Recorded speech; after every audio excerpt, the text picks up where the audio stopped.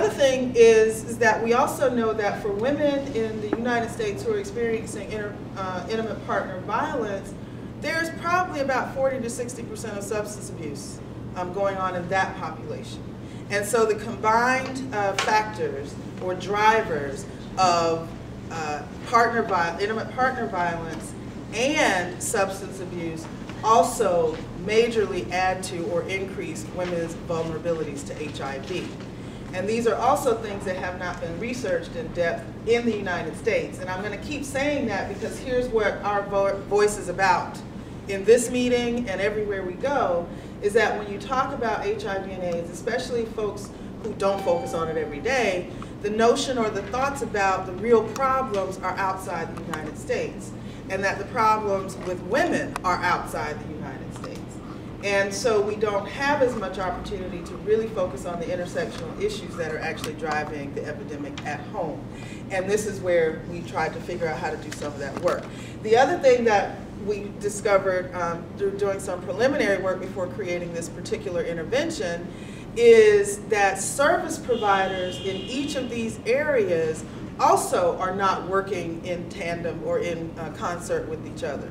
So you'll have domestic violence shelter providers who have no information or deliver no access to HIV information for women who are surviving abuse or battery. And likewise, health educators who are focused on HIV are not trained in screening for violence, in crafting their prevention messages in a way that may incorporate the notion that teaching women how to use condoms may actually help endanger their lives, as opposed to giving other options for how that they can be safe. And so I made sure I had my own little glossary here, make sure I get my keywords. And so a lot of what we do is work on how to help those providers help the women that they serve develop not just the safety plans in terms of violence or physical and emotional abuse that they're experiencing, but a sexual safety plan as well, so that in their own lives they're able to integrate those two issues that are most important and striking at them. And there are other things that are extremely interpersonal, as well as engaging women's agency, because that's really what it's about. So we came up with, there's a woman named Dr. Quinn Gentry, and she's one of the first regrets for today. I've got 3. So she's one of the first regrets for today who actually created the IPV part of this particular intervention that works along with us with my organization, with Sister Love.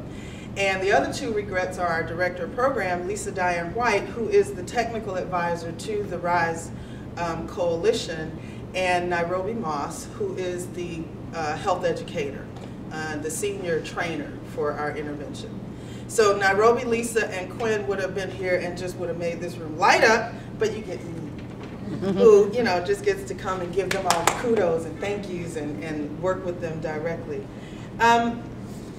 So let me explain just a little bit about the RISE intervention. The concept, and RISE itself, R-I-S-E, stands for Reaching and Intervening with Survivors Effectively. And the idea of creating this RISE coalition is working with folks in intimate partner violence, folks who are dealing with substance abuse recovery and treatment and care, and folks who are dealing with HIV and AIDS in women. And the overall goal is to, of course, increase HIV risk reduction knowledge among those women who are experiencing intimate partner violence by building on these collaborative relationships and partnerships.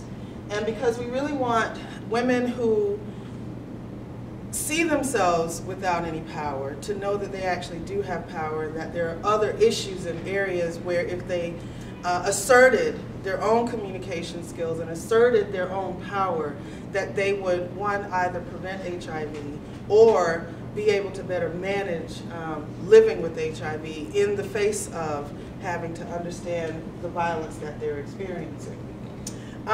The way the intervention works is that there are actually 3 levels, and this is also pretty novel for us in that we are integrating 3 different levels of intervention. We are integrating at community level, with group level, then individual. And this is unique because most interventions are focused on one level or the other. You have community level interventions, the social marketing campaigns, the messaging, the conferences, the events that you hold in church settings. Those are the community level interventions. Group level, where specific affinity type populations are coming and learning and training in a particular process or a way, whether it's a one-shot deal or a series of booster sessions that provide information and assistance. And then there are the individual level interventions, which are usually counseling, assessment processes, and ongoing support for women to enact the changes or decisions that they make. And what we've done with this intervention is use what's already out there, but to do so in an integrated way that the community, group, and individual level interventions are all arranged to help each individual woman achieve what she's setting out to do to stay safe. So what do we do with the community level? The two things the first thing we do is we hold regional meetings. Oh, and I want to mention this. This is the bigger deal, sorry. We have a difference. How many people know when we say the Deep South, what that means in the United States? Thank you. The Deep South, just for those who don't know, is the first thing I say is the Deep South is much more than a geographic distinction, right? The Deep South is what I would call a social, political, economic, cultural, and political environment in which inequalities continue to exist. The Deep South are primarily those states that held on to the very last day of the Civil War to the notion that slavery should remain alive and well in the United States. The Deep South is that region of this country that has yet to survive losing the war 160 years ago, honestly. When you talk about the region of the 7 states that make up the Deep South, we pretty much occupy the worst of the worst in all of the reproductive and sexual health outcomes. Highest infant mortality rates, highest maternal mortality and morbidity rates, highest rates of unemployment, highest rates of illiteracy, highest rates of incomplete education, highest rates of chlamydia. The only one we don't rate highest in is syphilis in our region. But chlamydia, gonorrhea, all of the bacterial and viral infections that are sexually transmitted are disproportionately represented in the South.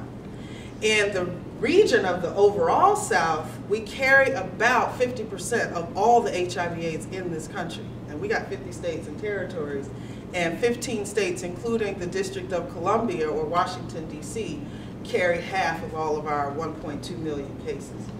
And because well over half of all of the black people in the United States live in the South, then you can also imagine that the concentration of HIV and other STIs are also in the South, and any of those other intersecting issues.